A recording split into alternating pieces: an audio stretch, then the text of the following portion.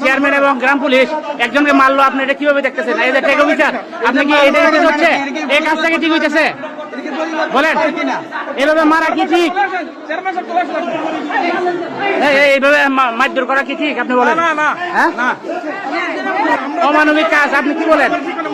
আপনারা কি কি করতেছেন?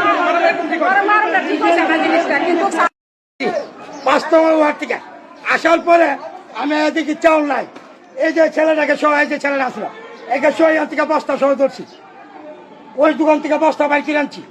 তারপরে কেন চেয়ারম্যান এই ধরনের ব্যাপারটা করলো? এখন এটা আপনাদের কাছে বিচার ছিল। চেয়ারম্যান মারধর করলো, ঘুষি মারছে, তারও ইয়াদা বাইরে গেছে, মেম্বারও মারছে।